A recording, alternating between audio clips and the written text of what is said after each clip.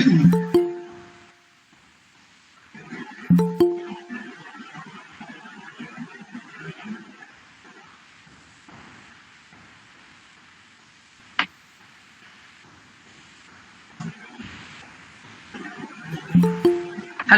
सभी को। दीदी मेरी आवाज आ रही है? आ रही। हाँ जी, सभी को मेरा हार्दिक नमस्कार। आज हम विश्व आयुर्वेद परिषद की अनवरत प्रत्येक शुक्रवार को चलने वाली इस व्याख्यान माला में आप सभी का हार्दिक स्वागत करती हूँ मैं। आज हमारे जो मेन स्पीकर है डॉक्टर उमा पांडे दीदी, तो दीदी के साथ हमारा जयपुर जामनगर में बहुत ज्यादा साथ रहा और जामनगर में दीदी ने बहुत सारी बार, हमने कई सारी मुश्किलों से बचाया, बहुत बार सजेशंस दिए, बहुत सारे। तो दीदी आज इस व्याख्यान माला में आपने अपने व्याख्यान के लिए हमें समय दिया, मैं आपका हार्दिक स्वागत करती हूँ। और मुझे बहुत खुशी हो रही है दीदी कि मैंने जैसे ही दीदी से निवेदन किया और दीदी ने तुरंत ही कहा कि हाँ हेतल तुम बहुत अच्छा काम कर रही हो, मैं जरूर उसमें व्याख्यान दूंगी। तो बहुत बहुत अग्रिम धन्यवाद दीदी। और मैं आज के व्याख्यान की शुरुआत करने के लिए आज के लेक्चर के कोऑर्डिनेटर डॉक्टर हार्दिक चुड़ासमा को आमंत्रित करती हूँ। डॉक्टर हार्दिक चुड़ासमा राष्ट्रीय आयुर्वेद संस्थान से फिजियोलॉजी शारीरिक क्रिया विभाग से आपने एमडी किया है और वर्तमान में आप राजकोट में मुरलीधर आयुर्वेदिक कॉलेज में आप असिस्टेंट प्रोफेसर पद पर अपना अध्यापन कार्य कर रहे हैं। तो मैं आपका इस व्याख्यान के कोऑर्डिनेटर के रूप में स्वागत करती हूँ। और doctor Hardik, over to you. जी धन्यवाद मैडम। तो आज के इस व्याख्यान की शुरुआत हम करते हैं। तो सभी एक साथ मिलकर हम धन्वंतरि वंदना करते हैं और उसके आगे हम इस व्याख्यान की शुरुआत करते हैं। नमामि धन्वन्तरिमादिदेवं सुरासुरैर्वन्दितपादपद्मं लोके मृत्युनाशं धातारमीशं विविधौषधीनां चव्योमवातावनिवारिवहनिं प्रपञ्चात्मकदेहभाजं सम्पात सन्ताप जराज्वरान्तं नमामि धन्वन्तरिमादिदेवं नवीननीलं मुदकान्तिकान्तं शान्तं हरिद्वादशमाख्यमूर्तिं पूर्तिशतानां नमामि धन्वन्तरिमादिदेवं। सभी को मेरा सादर प्रणाम।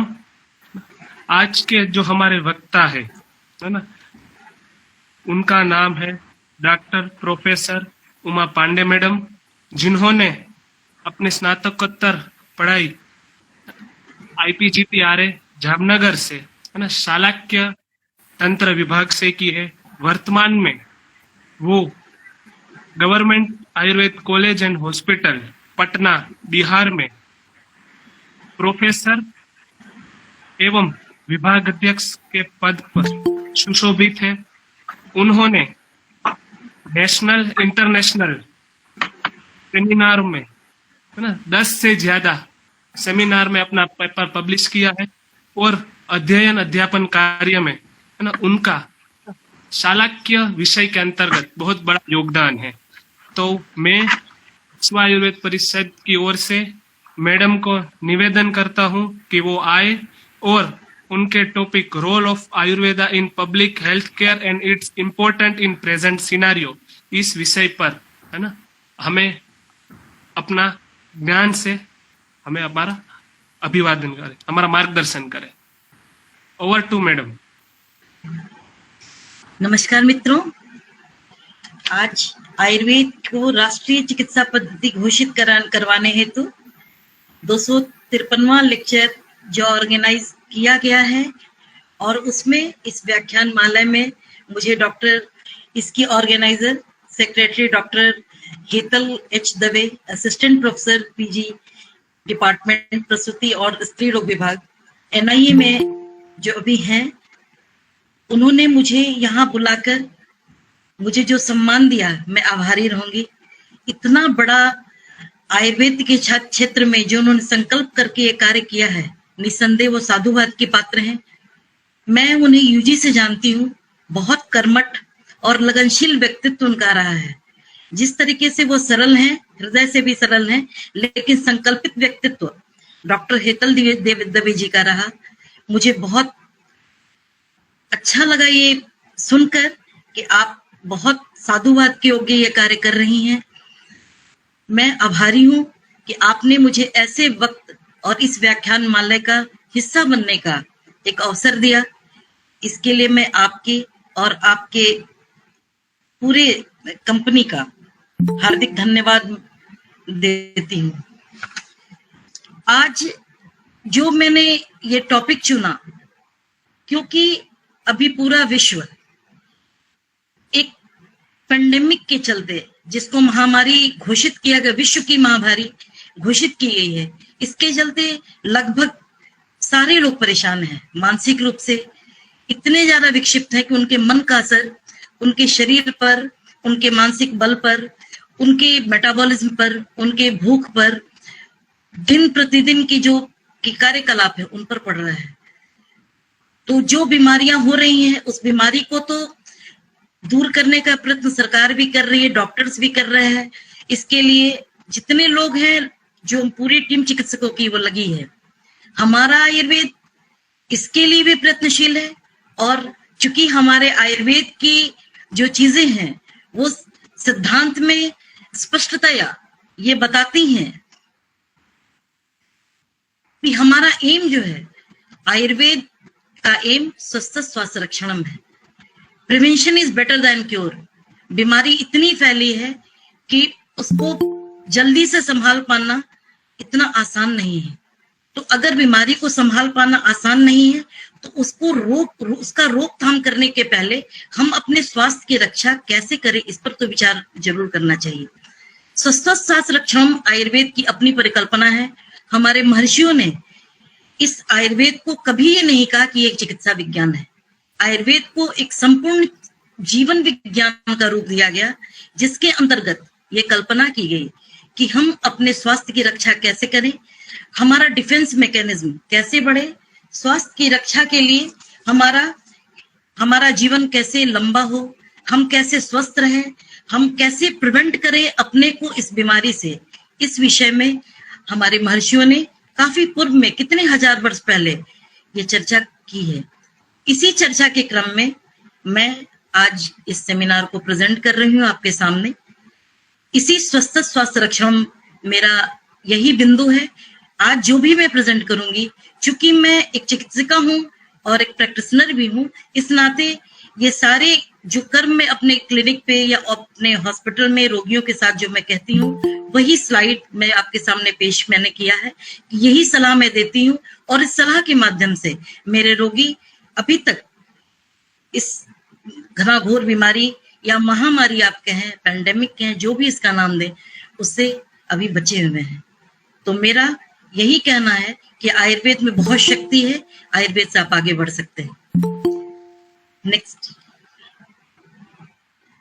इस स्वस्थ स्वास्थ्य रक्षण के लिए हमारे गाइडलाइंस आचार्यों ने जो बना रखे हैं, उसमें बिल्कुल रूल्स है और गाइडलाइंस है कि हम अपने स्वास्थ्य की रक्षा कैसे करें। कभी ये महर्षियों की कल्पना नहीं थी कि कभी हमारे महर्षियों की कल्पना नहीं थी कि हम रोगी हों। उन्होंने हमेशा दीर्घं जीवन्ति मध्याय ऐसा शब्द कहा कि मनुष्य कैसे दीर्घायु हो, कैसे स्वस्थ रहे और अर्थ, धर्म, काम और मोक्ष इसकी प्राप्ति कैसे हो। ये हमारा आध्यात्मिक शास्त्र भी है। हमारा देश शुरू से आध्यात्मिक रहा है।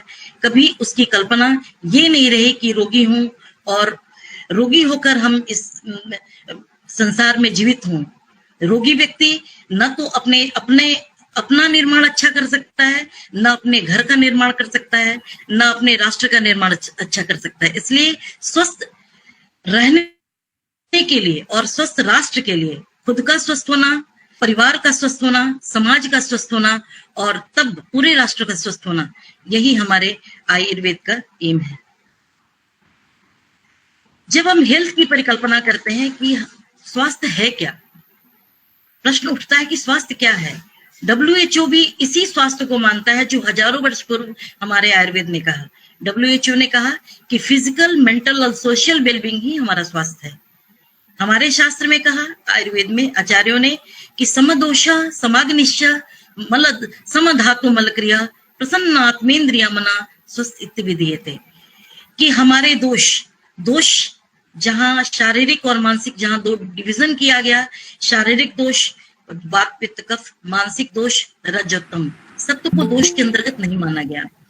हमारी अग्नियां, जिसमें 13 प्रकार की अग्नियां हैं जो हमारे धातुओं का पोषण करती हैं, जिसमें जठराग्नि प्रमुख है, तो ये 13 अग्नियां वो भी सम होने चाहिए। हमारे धातु जो हम भोजन करते हैं, भोजन करने के बाद सप्त धातुओं का निर्माण होता है जिससे हमारे पूरे शरीर की रचना होती है, जिसमें रस, रक्त, मांस, मेद, अस्थि, मज्जा और शुक्र। तो जब अग्नि समान होगी तभी हमारे धातु का क्रम का परिपोषण भी समान होगा। और इनसे होने वाले जो मल हैं, जैसे 3 प्रकार के मल हमारे शरीर में बताए गए, पुरीश, मूत्र और स्वेद। अगर पुरीश नहीं प्रॉपर में निकलेगा तो हम बीमार हैं, अगर मूत्र रुक जाएगा तो हम बीमार हैं, अगर स्वेद नहीं हो तो हम बीमार हैं। इसलिए कहने के लिए ये पुरीश, मूत्र और स्वेद, इनका निष्कर्षण, इसका एक्सर्शन और इसका बाहर निकलना हमारे शरीर से अत्यधिक आवश्यक है। प्रसन्न आत्मेन्द्रिय मना, हमारी आत्मा, हमारी इंद्रिय और हमारा मन अगर प्रसन्न है तभी हम स्वस्थ हो सकते हैं, अन्यथा नहीं। अभी जो काल चल रहा है, जिस काल में सबसे ज्यादा अप्रसन्न है, तो मेरी आत्मा, हमारा मन हमेशा भय से, हमेशा कुंठित है। ये डर है टीवी के माध्यम से जितने समाचार दिखाए जाते हैं, या जो हम आए दिन आसपास में कोरोना को लेकर जो भय हमारे मन में व्याप्त है, उससे हम सब मन से बहुत दुखित है। और इस दुख का, इस तनाव का, इस पीड़ा का प्रभाव ऐसा है कि हम इरिटेट होते हैं, हर बात पे मुझे गुस्सा आता है, मेरा जीवन प्रणाली गड़बड़ है, हमारा डाइजेशन गड़बड़ है, हमारा मेटाबॉलिज्म गड़बड़ है, जिससे तरह तरह की पेट संबंधी बीमारियां हो रही हैं, मन घबराता है, नींद नहीं आती है, ऐसी बहुत सारी समस्याएं हमें अभी उत्पन्न हो रही हैं। तो आयुर्वेद यही कहता है कि प्रसन्न आत्मेन्द्रिय मना। हम अपने स्लाइड के माध्यम से आप लोगों को ये कोशिश करेंगे कि हम जो कार्य करेंगे उस कार्य से कितने हद तक खुद को इस रोग से भी बचा सकते हैं और अपने मानसिक बल को भी बढ़ा सकते हैं। हमने पब्लिक हेल्थ लिया है, चूंकि हम चिकित्सक हैं, मेरा खुद को ही स्वस्थ रहना मेरा कार्य नहीं है। हमारा कार्य हमारे समाज के लिए है, हमारे परिवार के लिए है, हमारे देश के लिए है।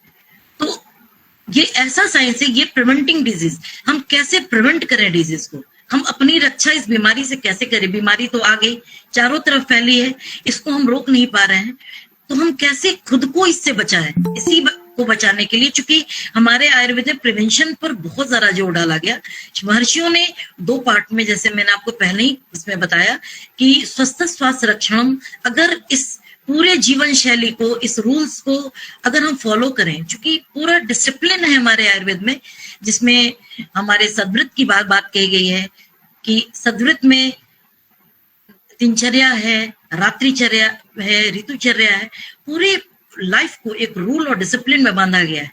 आज फिर से आवश्यकता है हम इन चीजों को समझें, जानें और खुद को इस बीमारी से अपने को बचाने की कोशिश करें, जिससे कि हम रोगी नहीं हो, हमारा जीवन भी बढ़े, हम बीमार नहीं हो, न तो मानसिक, नहीं तो अगर हम इस तरह के मानसिक तनाव में रहेंगे तो निस्संदेह कुछ समय के बाद हम डिप्रेसिव होंगे और हमको मन की समस्याएं, शरीर से ज्यादा मन की समस्याएं होंगी और हम बीमार होंगे। इससे बाहर निकालना हम चिकित्सकों का कर्तव्य है और आयुर्वेद के माध्यम से मैं इसके लिए एक अथक प्रयास कर रही हूँ।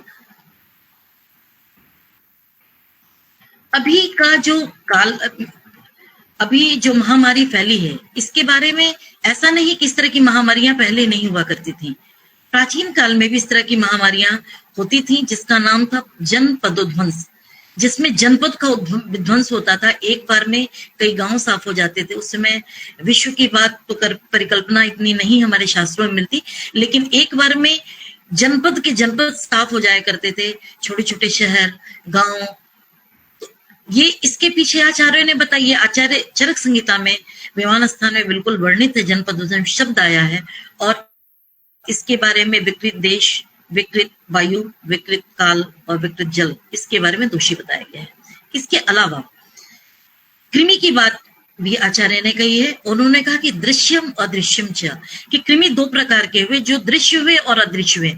अभी का जो दिख रहा है वायरस, वो अदृश्य वायरस है, वो मुझे दिखता नहीं है, लेकिन मुझे प्रताड़ित करता है, मुझे परेशान करता है और मुझे बीमार डालता है।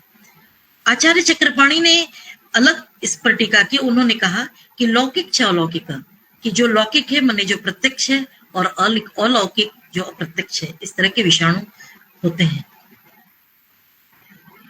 अब मेरे सामने ये प्रश्न आता है कि how to keep healthy mind and strong body, कैसे हम रखें अपने शरीर को और अपने मस्तिष्क को हेल्दी। इसके लिए दो चीजें मैंने ली हैं, एक लोकल प्रोफाइलैक्सिस और दूसरा है सिस्टेमिक प्रोफाइलैक्सिस। लोकल प्रोफाइलैक्सिस में हम यूज ऑफ डिकॉक्शन, जो आजकल हर जगह आयुष का काढ़ा के बारे में प्रचलन हमारे पूरे भारतवर्ष में है। इवन हमारे प्रधानमंत्री भी खुलकर कहते हैं कि आयुर्वेद को अपनाइए, आयुर्वेद के काढ़ा को पीजिए और अपना बचाव करिए, अपने रोग से खुद को बचाइए। प्रिवेंशन की बात हमारे प्रधानमंत्री जी भी कई बार कहते हैं। दूसरा है नेजल ऑयल एप्लीकेशन, चूंकि ये बीमारी 3 मार्ग से फैलती है। अगर ड्रॉपलेट इन्फेक्शन है, कोई सामने छिकता है या किसी ने खांसा, तो उस ड्रॉपलेट इन्फेक्शन से 3 मुख्य मेन मार्ग हैं, नासा मार्ग, मुख मार्ग और अक्षु मार्ग। इसीलिए हाथ धोने की बात कही जाती है, क्योंकि हम हाथ से, उंगलियों से बार बार आंख को छूते हैं। आंख को बचाना है, नाक को बचाना है और मुंह को बचाना है। इसके लिए हम नेजल एप्लीकेशन, आंख को बचाने के लिए नेत्र धावन या गुलाब जल वगैरह का प्रयोग, कवल, गंडूश, चूंकि मुख के अंदर होने वाली चीजें हैं, तो हम ये विधाएं हमारे शास्त्रों में वर्णित हैं। स्टीम इनहेलेशन, वाष्प का, जो हम वाष्प के रूप में, जहां ये औषधियां हमारी डायरेक्ट नहीं पहुंच पाती इंटरनल प्रयोग से या डायरेक्ट आयल से, वहां हम वाष्प के माध्यम से इन औषधियों को पहुंचाने का कार्य करते हैं। लोकल प्रोफिलैक्सिस में आजकल ये तो सभी लोग जान रहे हैं कि मुंह पे मास्क लगाइए, हाथ को धोइए, हाथ को सैनिटाइज कीजिए, हर चीज को सैनिटाइज कीजिए। इस तरह की बात कि कहाँ ये वायरस आके चिपक जाएगा, इसकी बात, इस पर मैंने बहुत फोकस नहीं डाला, क्योंकि ये सारी चीजें सामने बहुत बार आ रही थी। सोशल डिस्टेंसिंग, निसंदेह हर आदमी को एक दूसरे से दूर रहना है। हमारे यहाँ संक्रमण की बात आचार्य सुश्रुत ने कल्पना भी की है कि कई ऐसी बीमारियों को उन्होंने बताया है कि इससे संक्रमण से फैलता है, और संक्रमण के कि कैसे वो दूर रहे। आज ये 100% उसी संक्रमण की बात कहता है, और हमको एक दूसरे से डिस्टेंस बनाए रखने की बात कहा जाता है। थर्ड है use hot water at least twice thrice in day. भाई हम गर्म पानी क्यों ले, क्या लाभ होगा, ये विचार तो सबके मन में आता है। तो गर्म पानी, हॉट वाटर हमारा कंजेशन दूर करता है, हमारा डाइजेशन ठीक करता है, हमारा पाचन, चूंकि मानसिक तनाव के कारण मैंने कहा जठराग्नि भी रही, हमारा पाचन नहीं होता, हमारी गतियां रुकी हैं, हम दिन भर कार्य करते थे, घर में पड़े हुए हैं, हमारी गति नहीं हो रही है। तो उसमें गर्म पानी का बहुत बड़ा रोल है, जो हमारे आम का पचन भी करता है, शरीर में हल्कापन लाता है और कंजेशन भी दूर करता है। विटामिन सी की बात सभी लोग करते हैं, ऐसे भी अम्लीय माध्यम है, लेमन का जूस, लेमन, नींबू पानी ऐसे भी पीने का विधान है। नींबू पानी में एक अपना रोल है, वो माध्यम को बदलता है जिससे हमारे शरीर में जीवाणु का प्रवेश और हमारी इम्यूनिटी बढ़ाने का कार्य नींबू पानी बहुत करता है। इसके अलावा हमारा सबसे ज्यादा विटामिन सी पाया जाने वाला है वो आमलकी में, क्योंकि आमलकी नियमित, मैंने नींबू पानी इसलिए लिया, नींबू पानी बेसिकली शास्त्र की चीज तो है, लेकिन प्रचलन में हमारे शास्त्रों में कम है। हमारे शास्त्रों में आमलकी का प्रयोग ज्यादा है, लेकिन आमलकी सभी लोग प्रयोग खरीद के नहीं कर पाएंगे, और अभी आमलकी का सीजन भी नहीं था, इसलिए मैंने आमलकी को सोचा है सामने से बताऊंगी। आमलकी, विटामिन सी, आमलकी के बारे में तो ऐसा कहा जाता है कि वय स्थापनानाम श्रेष्ठम, कि आमलकी वय स्थापन है और श्रेष्ठ है। वय स्थापन क्यों? क्योंकि वो एजिंग फैक्टर को भी रोकता है। हमारे शरीर में तनाव के कारण जो एंटीऑक्सीडेंट, बहुत सारे जो ऑक्सीजन के मीटर इधर उधर फैले रहते हैं, उनको जोड़ने का काम एंटीऑक्सीडेंट बेस्ट माना जाता है, जिसके चलते हमारा एजिंग फैक्टर भी रुकता है। आमलकी में विटामिन सी प्रचुर मात्रा में है, इसलिए आमलकी को अपने आप में एक रसायन भी बताया गया है। Hot and fresh home food, घर का बना खाइए। शुरू से कहा जाता है समय पे भोजन करिए, घर का बना खाइए, गर्म खाना खाइए, ठंडा खाना मत खाइए, बासी खाना मत खाइए, फ्रिज का खाना मत खाइए। जब भी भोजन लीजिए बने, हमारे पुराने जमानों में तो माता जी बनाती थी और हम लोग गरम गरम थालियों में खाया करते थे, और घर में कोई कभी डॉक्टर के यहाँ नहीं जाता था, सभी स्वस्थ रहते थे। भोजन में भी तली चीजों का खाने का विधान कम है हमारे शास्त्रों में। हमारे यहाँ बिल्कुल, चूंकि भारत की थाली श्रेष्ठ थाली मानी जाती है पूरे विश्व में, षड्रस युक्त है, एक रस युक्त अच्छा नहीं माना जाता, वो रोग का कारण बना जाता है। और षड्रस, जिसमें 6 प्रकार के रसायन बताए गए, उससे जो थाली युक्त है, जैसे हमारे जो इंडियन थाली है, चावल, दाल, हरी सब्जी, कलरफुल भी है। चावल आप जब अपनी थाली को देखेंगे तो पीले रंग का चावल, हरे रंग की सब्जी, सलाद है, दही है, ये सारी चीजें जब हम मिलाकर देखते हैं तो लगता है देखने में भी सुंदर और न्यूट्रिशन के पॉइंट ऑफ व्यू से भी बहुत अच्छा है। अगर ये ताजा भोजन, रोटी सब्जी, रोटी दाल सब्जी, हरी सब्जी, इन चीजों का जब हम प्रयोग करें और वो ताजी हो, तो निसंदेह हमारा पचन भी सही होगा, हमारी भूख भी अच्छी रहेगी, और हमको जब भूख और ये अच्छा रहेगा तो हमको बल भी मिलेगा। हल्दी, हल्दी को कौन नहीं जानता। हल्दी की महत्ता को तो बताते हुए आचार्यों ने इतना ज्यादा इसके महत्ता को बताया कि सिर्फ घर में मृत्यु के उपरांत ही हल्दी का प्रयोग निषेध है, अन्यथा जन्म से लेकर विवाह हो, शादी हो, सौंदर्य प्रसाधन हो, हल्दी को तो रानी बताया गया, मसालों की रानी। हल्दी को विष्णु प्रिया बताया गया, ये विष्णु को बहुत प्रिय है हल्दी, इसलिए विष्णु को चढ़ता है। हल्दी के बारे में मैं जितना कहूँ, आज के युग में भी anti cancerous, anti inflammatory, anti bacterial, जितनी चीजें आप कह लें, हल्दी के बिना संभव नहीं है। इसलिए हल्दी को भी मैंने जोड़ा, क्योंकि सभी जानते हैं कि हमारे बैक्टीरिया को दूर करना है, हमारे अंदर बल लाना है, तो हल्दी के बिना हम नहीं चल सकते। तो घर में ये पहले से ही माताएं किया करती थी, और अभी तो एक जरूरी रूप में हो गया है कि हम दूध में या गर्म पानी में हल्दी को डालकर इसका हम प्रयोग करें। काढ़ा का प्रयोग, काढ़ा क्या करता है? हमने गुड़ची का नाम बहुत लिया, गुड़ची का नाम अमृता है, ये अमृत के समान हितकारी है। शास्त्रों में इसके वर्णन इतने किए गए हैं कि शायद एक लेक्चर कम होगा गुड़ची के बारे में वर्णन करने के लिए। गुड़ची मैं छोटा ही बोल दूं, इम्यूनो मॉड्यूलेटर है, लिवर प्रोटेक्टिव है, स्किन के लिए है, वातरक्त जैसी बीमारियां आजकल हमारे समाज में बहुत ज्यादा प्रचलित हो रही हैं, वातरक्त को दूर करने के लिए है, एनर्जी को दूर करने के लिए है, प्रतिशय को दूर करने के लिए है, आस्थमा पे भी इसका बहुत अच्छा रोल है। और जब हम औषधि का निर्माण करते हैं, उस निर्माण को, या जब हम व्यवस्था पत्र बनाते हैं, तो जब हम अमृता को डालते हैं तो अत्यधिक, अगर किसी कारण से उसमें विष हो गया, मतलब अगर मात्रा अधिक हो गई, तो गुड़ची उसका शमन भी करता है। ये त्रिदोष शामक है, इसलिए इसका गुण जितना कहा जाए कम है। त्रिकटु, त्रिकटु का मतलब है सोंठ, पीपर और मरीच। जहां शुंठी की बात, एपेटाइजर, एंटी इंफ्लेमेटरी, आम का पचन और बहुत सारे इसके गुण हैं। मैं चूंकि मेरा लेक्चर है उसी 1 घंटे में मुझे बोलना है, इसलिए मैं कम कम बता रही हूँ। पीपल, कफ का नाशन, पीपल का चूर्ण वैसे भी बच्चों के देने का विधान, शुद्ध पिपली का चूर्ण, त्रिकटु का चूर्ण, पिपली को, वर्धमान पिपली के बारे में इसका प्रयोग करना, ये तीनों दोष का नाश करते हैं। इसमें मरीच का प्रयोग है, वो जितना सिक्रेशन विकासी के रूप में कार्य करता है, कि अगर हम इसको डायरेक्ट, अगर मुख से सलाइवा कम बन रहा हो तो मरीच का प्रयोग करते हैं। मरीच का प्रयोग हमारे भोजन में जीरा, मिर्च वगैरह का प्रयोग होता है। जितना हमारे बॉडी से हार्मोन्स रेगुलेट प्रॉपर कराना हो, या हमारा इंट्रिंसिक फैक्टर, भोजन के पाचक रस जो हैं उनका निर्माण कराना हो, इन सब कार्यों में हमारा गोल मिर्च अत्यंत सुपर औषधि है। तो हमारा त्रिकटु में शुंठी महौषध भी, अदरक को महौषध भी कहा जाता है। तुलसी पत्र, तुलसी तो देवों को भी प्रिय है, विष्णु को भी प्रिय है और हम सबको प्रिय है।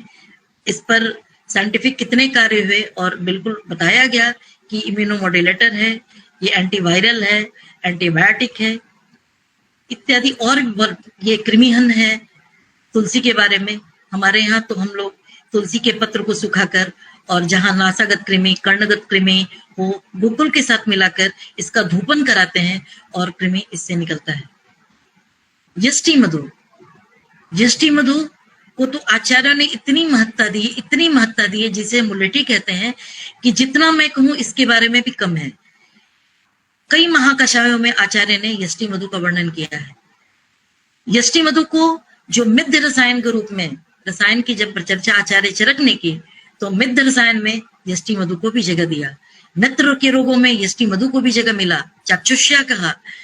यष्टि मधु इम्यूनोमोड्यूलेटर है, यष्टि मधु चक्षुष्या है, यष्टि मधु हमारे प्रतिशय या लंग्स पे होने वाली बीमारियों में बहुत अच्छा कार्य करती है। कास है, श्वास है।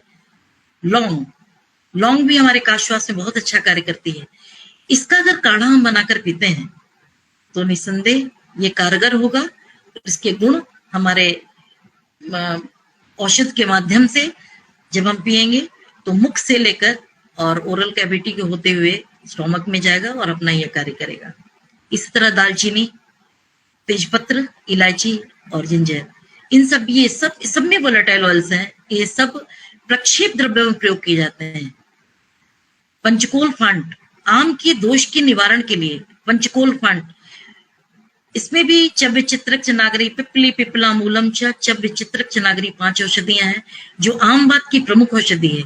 और नवज ज्वर में मेरे अस्पताल में हम लोगों ने इसे खूब बांटा, उन औषधियों को मिलाकर रोगियों को हम लोगों ने खूब समझाया और इससे काफी लाभ हुआ। शिलिसादि कषाय, एलर्जी के कषाय के लिए, अगर आपको बहुत एलर्जी है, चूंकि विषग्न माना, आचार्य चरक ने शिरीष को विषग्न के रूप में माना और इससे बने इसमें 4 चीजें हैं। आज मैं पूरा इसका विवेचना नहीं करूंगी। और वो जीवादि काढ़ा काश और श्वास के लिए, इन सब कषायों का प्रयोग हमने अपने डिकॉक्शन में कहा, चारों को नहीं, जिससे जिसकी आवश्यकता रही वैसा मैंने प्रयोग कराया। और जो पित्त प्रधान रोगी थे, और काढ़ा मैंने रोगियों को स्पष्ट रूप से बताया कि इन काढ़ा को इतना ज्यादा न लें, क्योंकि सब ये प्रक्षेप द्रव्य हैं। पकाने में भी 1 या 2 लौंग का प्रयोग करना है और दिन भर काढ़ा का प्रयोग नहीं करना है।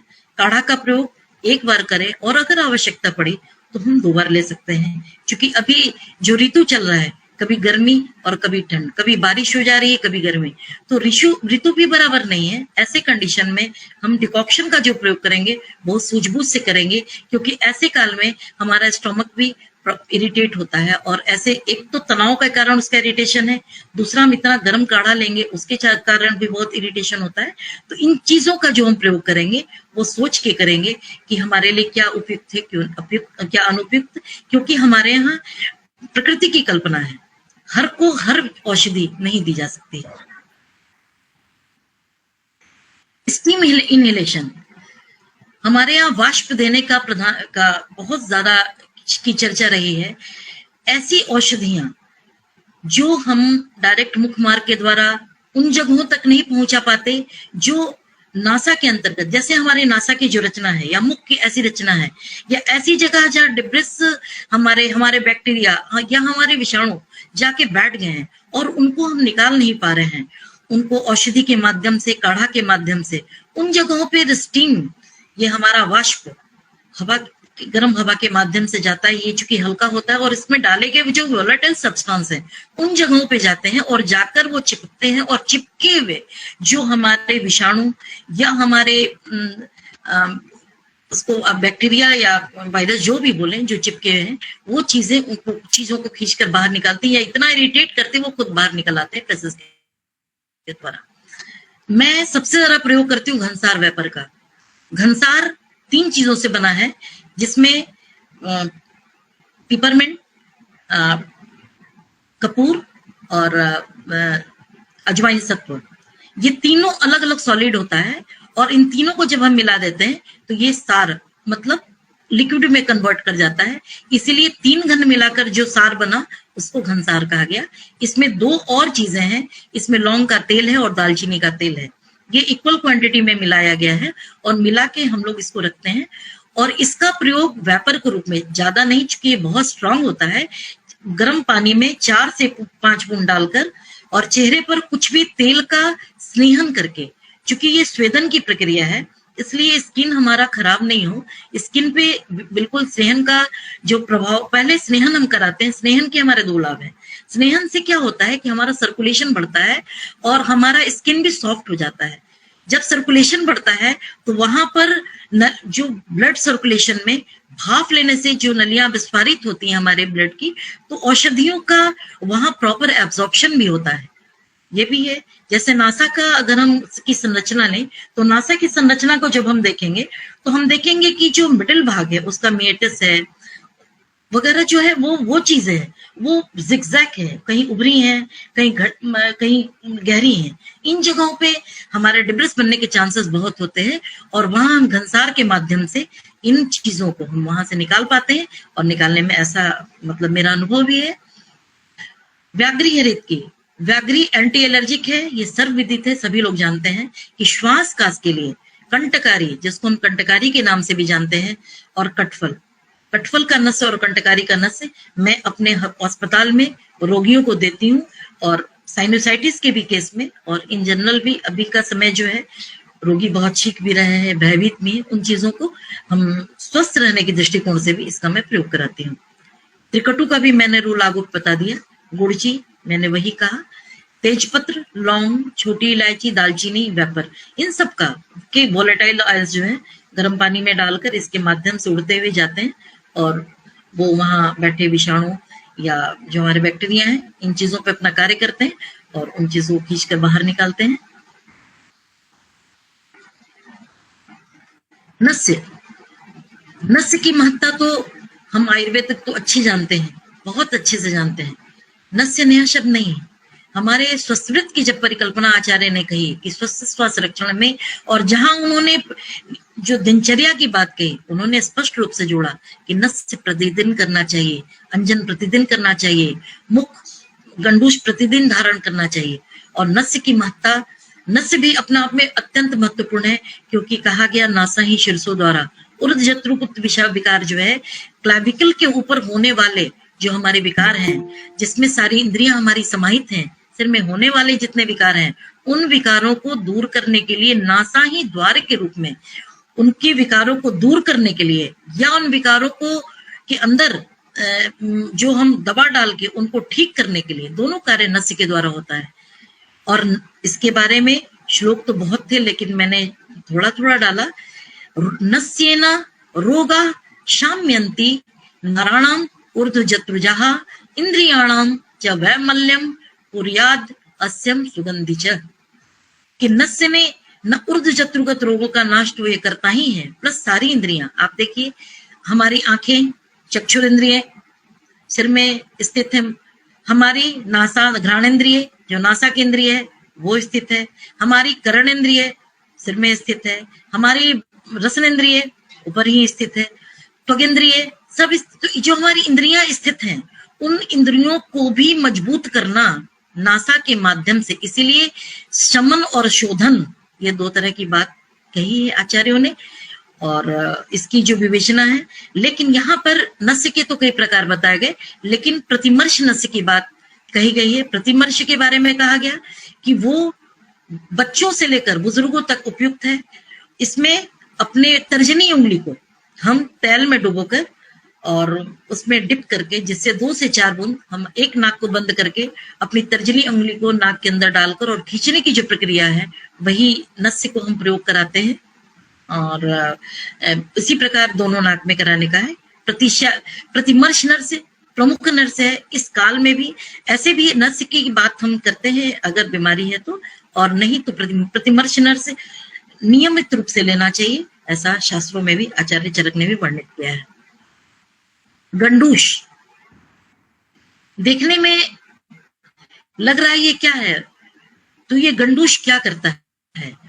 कवल और गंडूश, जो असंचारी है वो कवल और जो संचारी है वो गंडूश।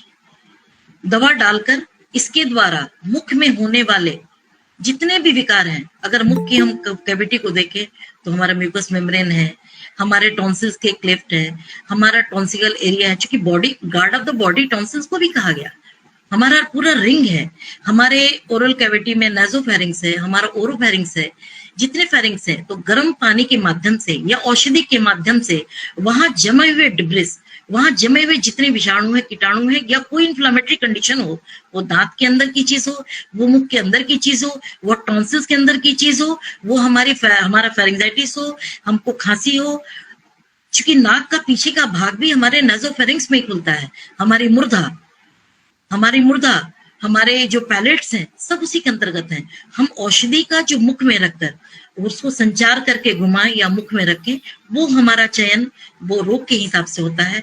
और अगर नहीं है तो इसको भी प्रतिदिन के जो सदवृत के पालन में जो नित्य कर्म है और इस दिनचर्या में भी आचार्य ने शामिल किया, ये कितना गुणकारी है वो आज के काल में ये पता चलता है।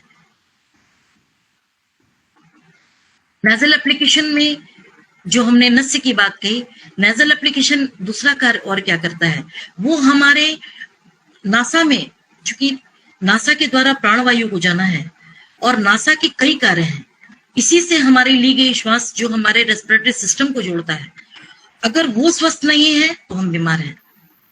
मुख से अगर हम भोजन सही नहीं लिए तो हम बीमार हैं।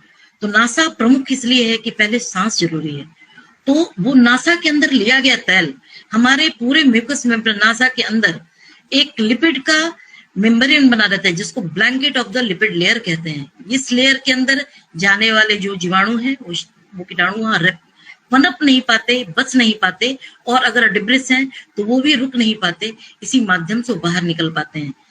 इसमें मस्टर्ड ऑयल जो जहां पर है, जैसे मैं नॉर्थ इंडिया में हूँ, बिहार में हूँ, हमारे यहाँ सरसों का तेल बहुत प्रयोग करता है, जिसकी बात मैंने प्रतिमर्श नस्य के लिए की। सरसों का तेल और कपूर, ये मैं कई रोगियों पे प्रयोग कर रही हूँ, और रोगी आकर मुझे हृदय से धन्यवाद देते हैं कि मैडम आपने अचूक एक औषधि बताई और जिसमें पैसा भी नहीं लगा। लेकिन मैंने हमेशा कहा कि ये जो मस्टर्ड ऑयल या सरसों का तेल होता है, ये शुद्ध होना चाहिए, ये बाजार वाला मिला हुआ नहीं, जहां पेरते हो वहां से लें, उस सरसों के तेल का आपको प्रयोग करना चाहिए। और कपूर मिलाकर, सभी जानते हैं कपूर भी कृमि अग्नि है, व्रण रूपक है। तो नासा के अंदर बार बार होने वाली, जिसको प्रतिश्याय है, जिसको एलर्जी है, जहां सर्दी बार बार होती है, तो वहां पर अंदर में डिब्रिस होता ही होता है। उस कंडीशन में मस्टर्ड ऑयल और कपूर अचूक औषधि है। तिल का तेल, कोकोनट ऑयल, आलमंड तेल अपने हिसाब से हम डाल सकते हैं।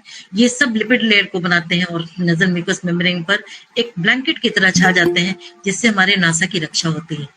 षड्बिंदु तेल और तेल, ये औषधीय तेल है, जहां पर षड्बिंदु तेल हम शोधन के लिए प्रयोग करते हैं, सिर के दर्द में, पलित में, बाल के पकने में। ये अकेला नहीं, क्योंकि मैंने कहा नासा ही शिरसों द्वारा, नाक में होने वाली बीमारियों में ही नहीं, सिर में होने वाली बीमारियों, आंखों में होने वाली बीमारियां, कर्ण में होने वाली बीमारियां, ये बल्लेकर भी है। और अणु तेल तो कौन नहीं जानता कि अणु तेल। और एक बात और मैं मजे की बताऊं कि षड्बिंदु तेल में बकरी का दूध है। बकरी का दूध सभी जानते हैं 6 रोग को दूर करने वाला होता है। और अणु तेल में प्रकृति जो बारिश गिरता है, उसका पानी जमा करके अणु तेल बनता है। कितना प्राकृतिक ये दोनों चीजें। अणु तेल तो नेत्र के रोगी के लिए और अवर सत्य के रोगी के लिए, ये दोनों औषधियां अचूक औषधियां हैं, जो लगभग सभी आचार्यों ने वर्णित की है। अब मैं आती हूं सिस्टेमिक प्रोफाइलैक्सिस पे। सिस्टेमिक प्रोफाइलैक्सिस की बात जब हम करेंगे तो हमारी 3 चीजें बिल्कुल सामने आती हैं कि आहार, निद्रा और ब्रह्मचर्य। आहार है, आहार क्या है? पहला प्रश्न ये उठता है कि क्या है? क्या मैगी खाते हैं वो भी है? हाँ है, आहार तो वो भी है, लेकिन बलप्रद नहीं है, वो बल को हानिकर प्रभाव करता है। आहार के बारे में जो विवेचना आचार्यों ने की कि हमारा अपनी प्रकृति के हिसाब से और वैसा भोजन जो पचन होकर हमारे रस, रक्त, मांस, मेद, अस्थि, मज्जा और शुक्र तक का पोषण करे, आहार वही होना चाहिए। अगर पहला रस आहार हमने ली, गुरु आहार बहुत लिया और मेरा भोजन नहीं पचा, तो हमारा रस गलत बनेगा, रस नहीं बना तो रक्त नहीं बनेगा, और रस और रक्त दोनों डिस्टर्ब हैं तो आप इमेजिन कीजिए कि आजकल होने वाली जितनी हृदय की बीमारियां हैं, रस से रक्त का निर्माण होता है और रक्त से मांस और मेद, अस्थि, मज्जा और शुक्र इसका निर्माण क्रम है। क्रमशः सारे रोग, सारे दोष, हमारा क्रम ही नहीं बढ़ेगा। ज्यादा मेद बढ़ेगा तो बीमार, अगर हृदय ठीक नहीं है, चूंकि रक्त ही हमारे पूरे शरीर को पहुंचाता है, तो रक्त अगर बीमार है तो हृदय बीमार, धड़कन की बीमारी, हमारा कोलेस्ट्रॉल का बढ़ना, ऐसी कितनी बीमारियां हमारे आहार से हैं। आहार का दूसरा और भी आहार के बारे में इसीलिए बैलेंस डाइट की बात की जाती है। बैलेंस डाइट में कार्बोहाइड्रेट है, प्रोटीन है, विटामिन है, इत्यादि जितनी भी चीजें हैं, क्योंकि सबका अपना रोल है। आहार में एक मुख्य चीज और मैं बताना चाहती हूँ कि हमारे यहाँ के जो किचन के मसाले, जिनको हम मसालों के रूप में प्रयोग करते हैं, सब आहार के अंतर्गत आते हैं। हमारे फल का प्रयोग, जिस फलों का हम प्रयोग करते हैं, क्योंकि फल में रफेज होते हैं, शाक जिसमें रफेज होते हैं, ये सब हमारे आहार को, जो हमको बल प्रदान करते हैं, हमारी अग्नि को प्रदीप्त करते हैं, हमको बल देते हैं, हमारे पेट को ठीक रखते हैं, हमारा मल का प्रवर्तन ठीक करते हैं, और जब हमारा शारीरिक बल ठीक रहता है तो हमारा मानसिक बल भी ठीक रहता है। दूसरी जगह आती है हमारे निद्रा की। कहा जाता है कि जिसको निद्रा सही है, जिसकी निद्रा सही है, वो जब हम रात में सोते हैं सुबह फ्रेश होकर उठते हैं। लेकिन अगर अनिद्रा होती है तो मेरा शरीर भारी रहता है, हमारा कफ बड़ा रहता है, दिन भर गुरुता रहती है और हम सो नहीं पाते हैं।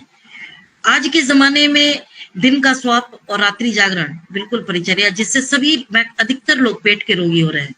हमारे यहाँ दिनचर्या को, दिन की नींद को बिल्कुल ही उचित नहीं माना गया, रात्रि निद्रा बिल्कुल उचित मानी गई, और ये भी बताया गया कि सोने के पहले अगर निद्रा का प्रॉब्लम हो तो आप पैर धोकर सोएं, ईश्वर का स्मरण करके सोएं। सच्चू, ये क्या बोल रहा है? बैटरी डाउन हो रहा है क्या? ध्यान।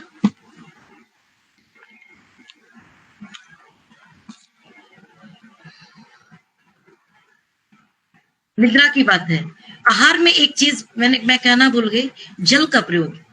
जल का प्रयोग हमारे आहार के अंतर्गत ही आता है, क्योंकि अगर हम पानी नहीं पिएंगे, आहार के बारे में आचार्यों ने कहा कि हमारे जो भोजन हम करते हैं, हमारे मुख से जो अंदर तक जाता है, जल नहीं रहे तो उसका न तो पचन होगा, न प्रॉपर वो औषधि, वो हमारे खाए हुए चीज वो घूम सकते हैं, उसका एब्जॉर्प्शन भी होना है। इसलिए जल का भी प्रयोग अत्यंत जरूरी है। भोजन के आधे घंटे के बाद जल लेने की विधान बताया जाता है। हम भोजन लें, उसके आधे घंटे बाद लें। और जल के बारे में तो एक श्लोक आया है, अजीर्णे भेषजं वारी जीर्णे वारी बलप्रदम भोजने च अमृतम वारी भोजनांते विषप्रदम। कि भोजन जो है अजीर्ण अगर आपको हुआ, अगर डाइजेशन, मान लीजिए अभी इस कोरोना काल में आपको बहुत भूख नहीं है तो पानी पी लीजिए ना, औषधि काम करता है। नींबू पानी पी लीजिए, औषधि काम करता है। अजीर्णे भेषजं वारी, तो आप अपना हल्का, आपका भोजन जो खाया वो पच जाएगा। भोजन अजीर्णे भेषजं वारी जीर्णे वारी बलप्रदम। और जब भोजन आधे घंटे तक, जब भोजन थोड़ा सा पचन हुआ 45 मिनट के बाद, 1 घंटे के बाद, तब वो बलप्रद होता है। जीर्णे भेषजं वारी जीर्णे वारी बलप्रदम भोजने च अमृतम वारी। जो भोजन के बीच में एक एक घुट जो पिया हुआ जल है, एक घुट लिया तो वो भोजन को बीच बीच में ग्रैंड घूमने का मौका देता है। जैसे आप मिक्सी में किसी चीज को लेते हैं, अगर जल नहीं देंगे वो प्रॉपर पिस नहीं पाती, उसी तरीके से भोजन में के बीच में लिया हुआ जो जल है हमारे आहार के बीच में, वो हमारे भोजन के पचन में बहुत मदद करता है। और भोजनांते विषप्रदम, तुरंत भोजन के और भरपेट पानी पी लिया, ये विषप्रद है। अब तीसरी बात, ये बारी आती है हमारे ब्रह्मचर्य की। ब्रह्मचर्य है क्या? ब्रह्मचर्य बेसिकली हमारे जीवन का लाइफस्टाइल जो हम जीते हैं, डिसिप्लिन ऑफ द लाइफ, हमारा लाइफस्टाइल का डिसिप्लिन यही ब्रह्मचर्य है। अपने जीवन को आप कैसे नियमित करते हैं, इसके अंतर्गत मैथुन वगैरह की बात उसका एक पार्ट हो सकता है, लेकिन जो हमारा लाइफस्टाइल है, पूरी जीवन शैली, उसको हम जब मेंटेन करेंगे तभी हम स्वस्थ रह पाएंगे, तभी हमारे त्रिस्तंभ उपस्तंभ प्रॉपर कार्य कर पाएंगे, और तब हम इस अन्न का लाभ, आहार का लाभ, निद्रा का लाभ तभी ले पाएंगे जब हमारा लाइफस्टाइल डिसिप्लिन हो, ब्रह्मचर्य से युक्त। हमारे यहाँ रसायन की कल्पना, अभी कहते हैं कि मस्तिष्क को अच्छा रखना है, मस्तिष्क को तेज बनाना है, इम्यूनिटी को बढ़ाना है, अभी इम्यूनिटी डिफेंस मैकेनिज्म को बढ़ाना है तो रसायन का प्रयोग करो। आहार के अलावा, आहार तो बल प्रदान करता ही है, लेकिन अगर उसमें कोई चांद लगाने वाली चीज है तो वो रसायन है। हमारी इम्यूनिटी को बढ़ाता है, हमारे बॉडी को रीजनरेट कराता है, और ये क्या करता है, हमारे फिजिकल और मेंटल आहार तो हमारे मेंटल और ग्रोथ को बढ़ाता ही है, वो इम्प्रूव और करता है। इसके लिए गुड़ची को मैंने सबसे पहला स्थान दिया। गुड़ची के बारे में मैंने इसके पहले भी आपको बताया कि गुड़ची बहुत रोगों में कार्य करता है। ये तीनों दोषों का शमन करती है। अभी हमारी इम्यूनिटी को जो इनहांस करने वाली जो चीजें हैं, वो इनहांस करने में मैंने बताया कि इम्यूनोमॉड्यूलेटर, गुड़ची, शतावरी भी स्त्रियों के लिए बहुत परमप्रद है। पित्त रोगी जिसको अल्सर के प्रॉब्लम्स रहते हैं, मानसिक तनाव के कारण, इम्यूनिटी को बहुत ज्यादा बढ़ाने वाली, हमारे इसको रिजनरेट करने के लिए ये सारे पाउडर्स। अश्वगंधा क्या करता है, हमारे तंत्रिकाओं पे कार्य करता है, जिससे हम काम होते हैं, हमारा मन शांत रहता है। हम तनाव के बीच जो जीते हैं, मानसिक तनाव, उसमें अश्वगंधा का बहुत रोल है। आमलकी, वय स्थापना नाम, और आमलकी अपने आप में एक रसायन है। रसायन का जब आचार्यों ने वर्णन किया तो रसायन में 4 मित्र रसायन प्रमुख बताए। उन प्रमुख रसायनों में उन्होंने ब्राह्मी बताई, यष्टुमधु बताया, शंख पुष्पी बताई और गुड़ची को बताया। ये 2 रसायन तो मैंने यहाँ प्रमुख रूप से लिया है, गुड़ची और यष्टि मधु। ये आम रूप में बहुत प्रमुखता से मिल जाते हैं। गुड़ची हमारे बिहार प्रांत में तो जगह जगह हर घर में अपने आप ये लगता रुक जाती है, इतना प्रचुर मात्रा में गुड़ची मिलता है। और यष्टि मधु को सभी लोग जेठीमध के रूप से में जानते हैं। खांसी हुई है तो जेठीमध का प्रयोग करो, ऐसा कहा जाता है। त्रिफला कौन नहीं जानता है। त्रिफला सिर्फ कब्ज को हरने वाली दवा नहीं है, ये पूरे मेटाबॉलिज्म को ठीक करने वाली दवा है। त्रिफला नेत्र के रोगों के लिए चक्षुषा बताई गई। नेत्र के रोगों के प्रयोग के लिए क्यों प्रयोग किया गया, ये सोचने का बिंदु है। जैसे ये आई का अपना मेटाबॉलिज्म है, हमारे शरीर का भी अपना मेटाबॉलिज्म है। जब तक हमारा पाचक पित्त ठीक नहीं रहेगा, तब तक हमारा आलोचक पित्त कभी ठीक नहीं रह सकता है। तो आलोचक पित्त को भी रेगुलेट करने के लिए त्रिफला का प्रयोग, और पाचक पित्त को भी रेगुलेट करने के लिए, जिससे हमारा अपान वायु भी ठीक करे, इसके लिए भी त्रिफला का प्रयोग। क्योंकि वायु 3 वायु का तो खेल है ही। इसमें प्राण वायु नासा मार्ग से जाना है, उसकी भी शुद्धि बहुत जरूरी है। उदान वायु जो गले और वाण सबको स्थिर रखना है, चूंकि वाणी का भी कार्य करेगा, श्वसन के नियंत्रण सबका कार्य वही करता है, कास का श्वसन सबका नियंत्रण वही करता है, तो उसको ठीक होना। और अपान वायु जो हमारे मल वगैरह का निसरण, वायु का निसरण, ये जब करता है शरीर में हल्कापन लाता है, तभी हमारे शरीर की सारी क्रियाएं, मेटाबॉलिज्म भी ठीक रहेंगी, मल का निसरण रहेगा। ये सब चीज रसायन के रूप में कार्य करती है। आचार रसायन, सॉरी यहाँ आचार्य लिखा गया, आचार रसायन इतना प्रमुख रसायन का वर्णन जो शायद किसी शास्त्र में नहीं मिलता है।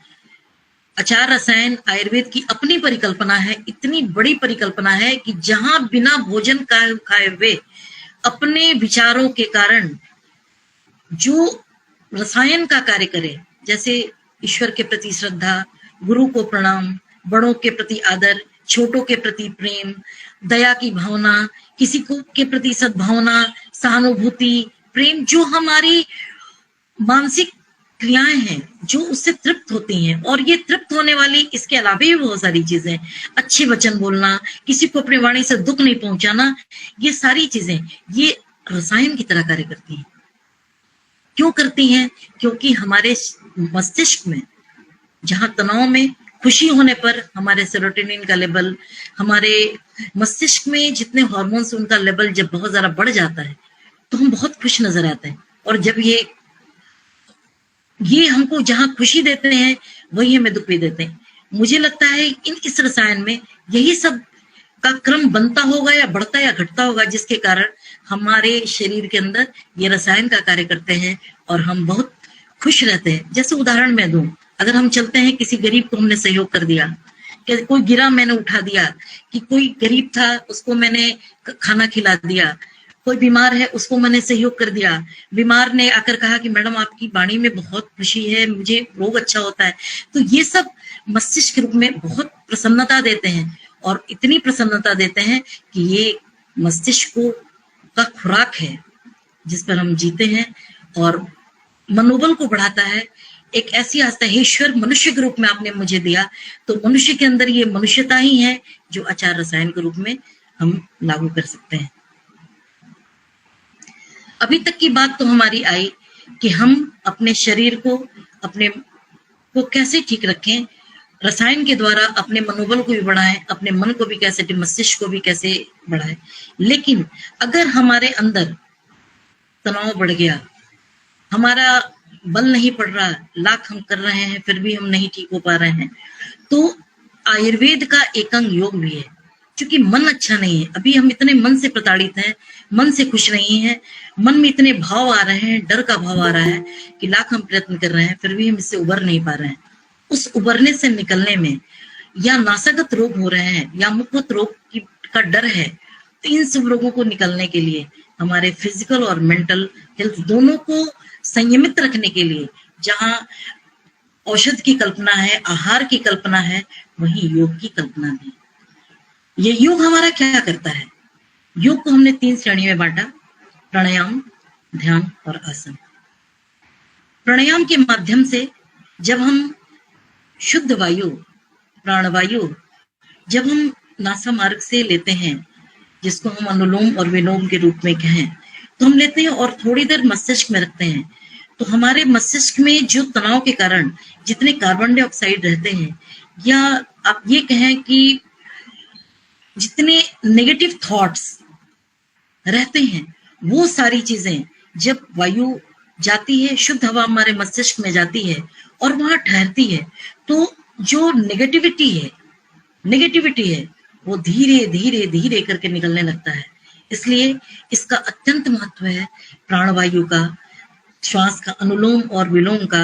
अनुलोम विलोम ध्यान जब हम ओम का उच्चारण करते हैं, और ये बताया जाता है कि मस्तिष्क के मध्य भाग में आप जब मस्तिष्क को देखिए, ओम को देखिए और ध्यान लगाइए कि जैसे ओम जैसी चीज को आप देख रहे हैं, ध्यान लगाकर जब हम ओम का उच्चारण करते हैं, ध्यान लगाते हैं, तो हमारे मन की जितनी आवृत्तियां हैं, हमारे नेगेटिविटी है, थोड़ी देर के लिए काफी निकल जाती है और हम बहुत हल्कापन महसूस करते हैं।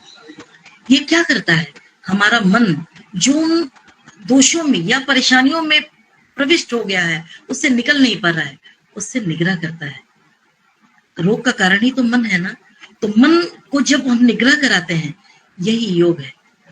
योग तो हम अपने प्राणायाम के माध्यम से, अपने ध्यान के माध्यम से, ओम के उच्चारण के माध्यम से, जो पूरे शरीर में रक्त के माध्यम से जो ऑक्सीजन का लेवल पूरे शरीर में पहुंचता है, तो हम अपने पूरे शरीर को हल्का महसूस करते हैं।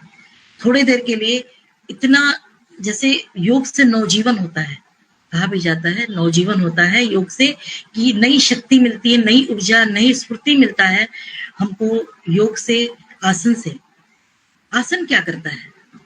आसन हमारे शारीरिक में, जैसे पचन को ठीक करना, अगर पचन ठीक रहेगा तो हमारी पाचन की जितनी भी चीजें हैं उसका प्रॉपर एब्जॉर्प्शन हो पाएगा। यकृत और प्लीहा या हमारी जो जितने भी रस हैं, जो जिसका प्रॉपर एब्जॉर्प्शन हो पाएगा, अगर प्रॉपर रस निकलेगा, जब हम जैसे आज कई योगी लोग बताते हैं कि कैसे आसन को करना है, तरह तरह के आसनों को जब हम प्रयोग करते हैं, मैंने आसन के बारे में विस्तृत विवेचना नहीं की, मुझे शॉर्ट में ही बोलना था।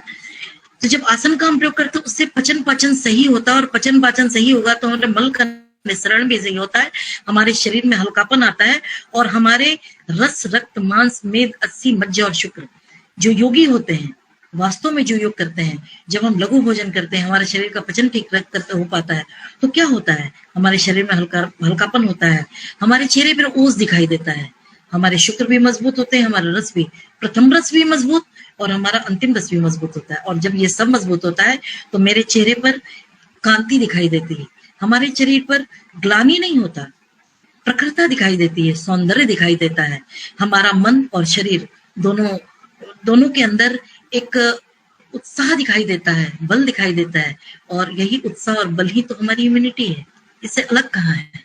अगर इम्यूनिटी को हम जोड़ें तो इम्यूनिटी यही है जो हमारा मानसिक बल भी प्रदान करती है, हमारा शारीरिक बल भी प्रदान करती है।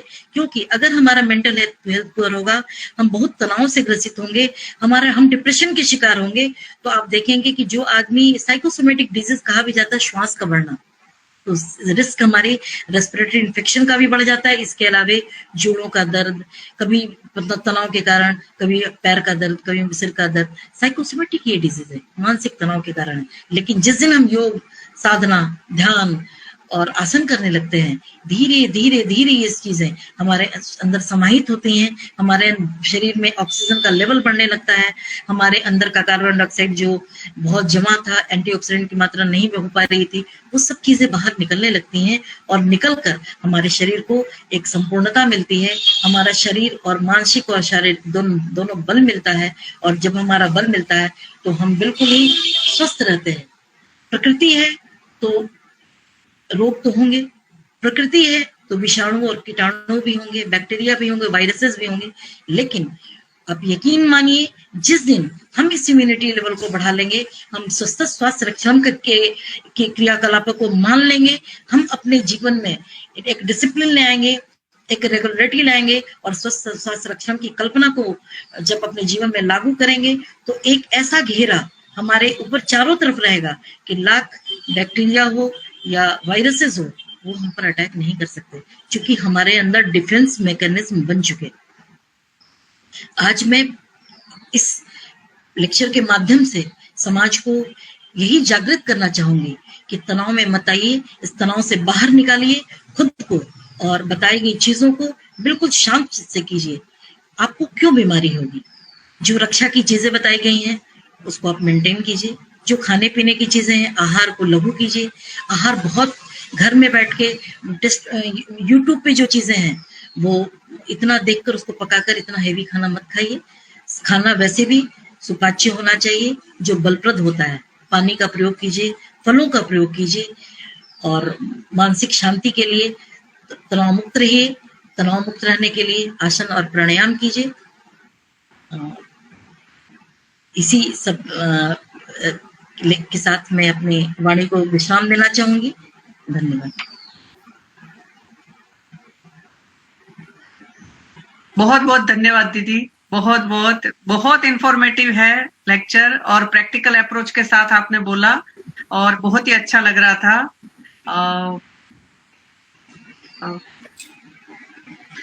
Thank you. Doctor Baldev sir, hello. Hello sir, आप?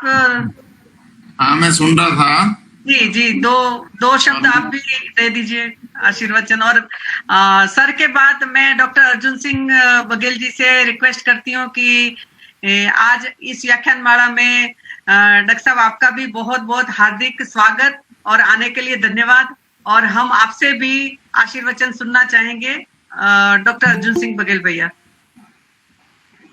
बघेल है, फिर इसके संध्या वाघ भी हैं। हाँ जी, डॉक्टर संध्या वाघ है इस पे, और ये बघेल जी से बुलवाओ। और अच्छा अच्छा, डॉक्टर उमा शंकर चतुर्वेदी जी हैं, उनसे 2 शब्द बुलवाओ। जी जी जी, ठीक है सर, ठीक है। बघेल, डॉक्टर बघेल से शुरुआत करते हैं। नमस्कार भैया, आप वीडियो ऑन कर लीजिए और माइक ऑन कर लीजिए।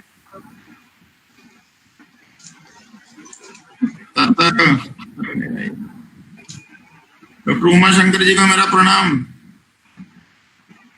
डॉक्टर उमा शंकर जी, शिचू सो गए हैं क्या? अच्छा चलो, उमा जी मेरा प्रणाम कह देना।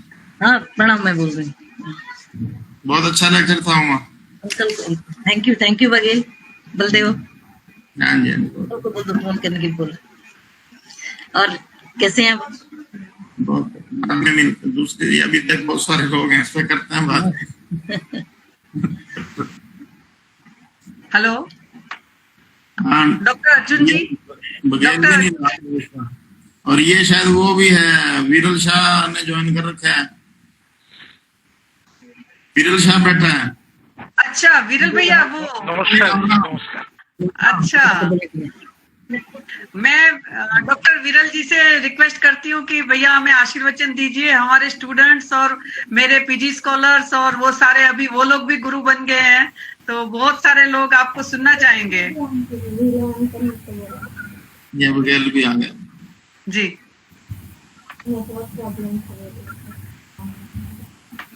विरल जी। हाँ नमस्कार। वो लगा रहे हैं, हाँ ईयरफोन लगा रहे हैं। नमस्कार बघेल जी।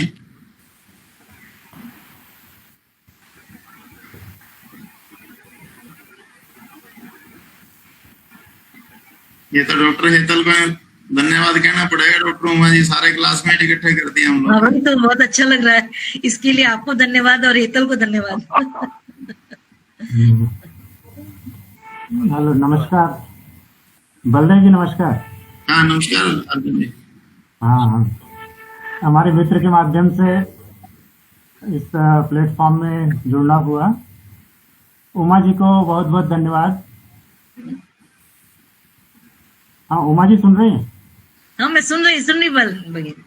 हाँ हाँ, बहुत ही अच्छा लेक्चर था। आज के जो सिचुएशन है उसके अनुसार बहुत ही अच्छा लेक्चर रहा है।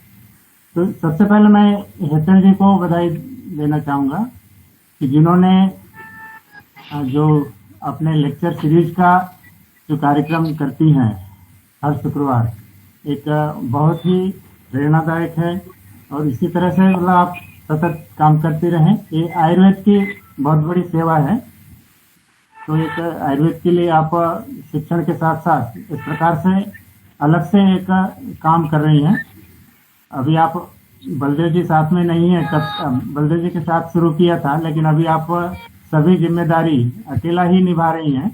तो एक सराहनीय काम है और दूसरे को भी प्रोत्साहित कर रही हैं इस माध्यम से, और हम सभी को एक साथ जोड़ने का भी प्रयास कर रही हैं। तो इसके लिए बहुत बहुत धन्यवाद। तो बस ऐसे ही आप सतत यह कार्यक्रम चलता रहे, हमारी शुभेच्छा आपके साथ है। धन्यवाद।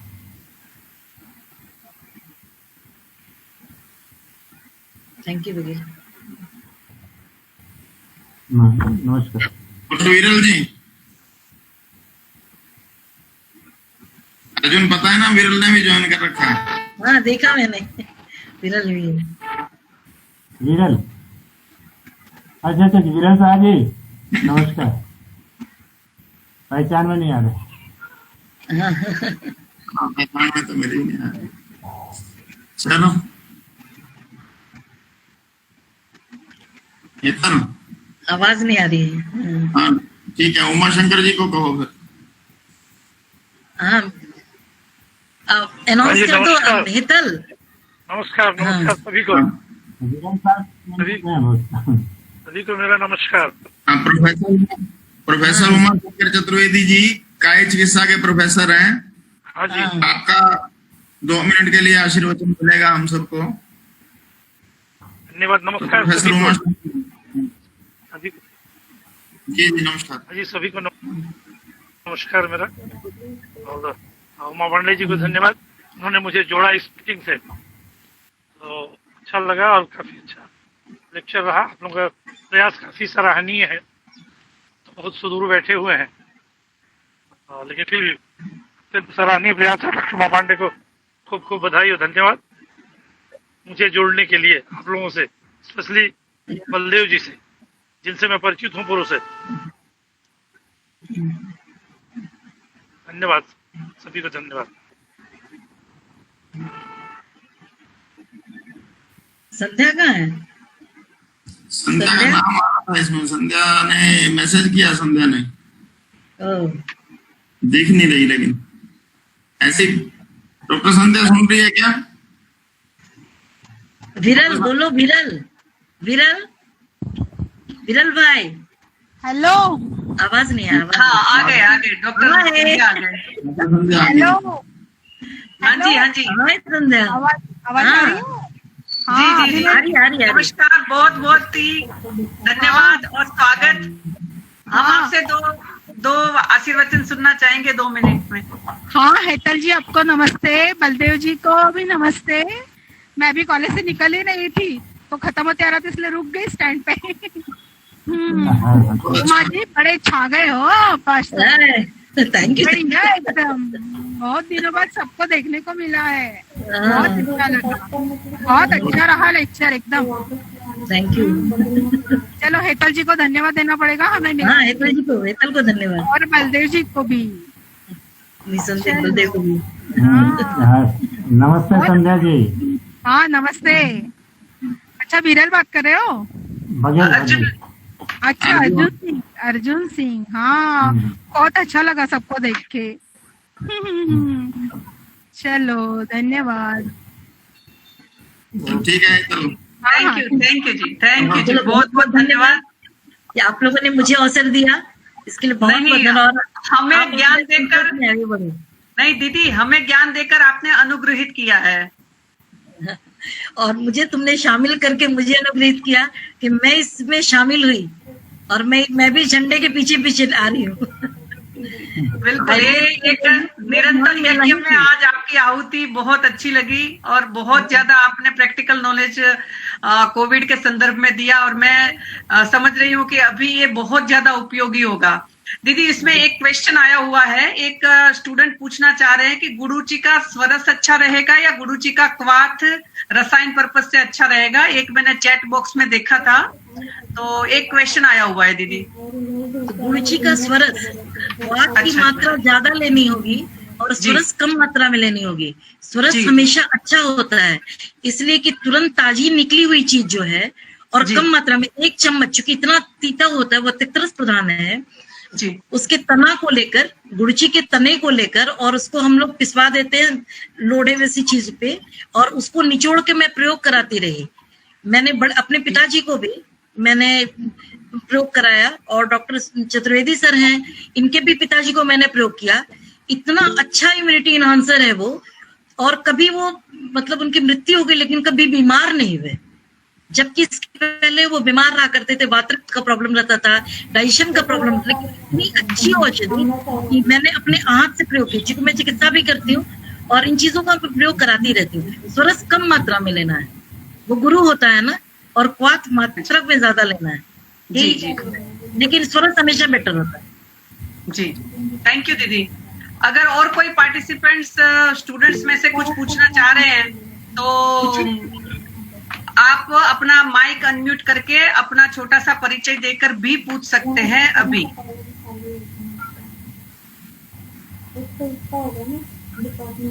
एक बार मैं विरल भाई से, डॉक्टर विरल जी से आग्रह करूंगी कि माइक अनम्यूट करने की कोशिश कर लीजिए। माइक आपका है ना बंद है, तो हमें सुनाई नहीं दे रही आपकी आवाज। अगर हो सके तो आप नीचे माइक का बटन होगा, उसको क्लिक करना पड़ेगा। माइक का बटन क्लिक करते ही हमें आवाज सुनाई देगी। आवाज नहीं आ रही है डॉक्टर विरल जी? उनको सुन नहीं रहा डॉक्टर। अच्छा जी, ठीक है। चलो डॉक्टर विरल जी का हम एक लेक्चर ही रखेंगे, और आज के बहुत अच्छे उद्बोधन के लिए मैं डॉक्टर उमा दीदी का बहुत ज्यादा हार्दिक धन्यवाद करती हूँ। और ये ज्ञान रूपी यज्ञ में हम दीदी आपको बार बार आपके पास निवेदन लेके आते रहेंगे कि आप हमें और ज्ञान देते रहे, ऐसी हमारी मनोकामना है। और हम इसी तरीके से आयुर्वेद को लोगों की पहली चॉइस बनाना चाहते हैं कि लोगों को कुछ भी हो तो वो सबसे पहले आयुर्वेद के लिए सोचे, आयुर्वेद के पास आना चाहे, आयुर्वेद से तुरंत ही ठीक होना चाहे। तो ऐसी हमारी एक मनोरथ है, इच्छा है। तो हम चाहेंगे कि आप हमें हमेशा ज्ञान से ऐसे सर्वतर ऐसे पूरा करते रहेंगे। तो बहुत बहुत धन्यवाद दीदी। विश्व आयुर्वेद परिषद की ओर से मैं आपका बहुत हार्दिक धन्यवाद करती हूँ, और आगे भी हमें आपका सहकार मिलता रहेगा, ऐसी इच्छा करती हूँ।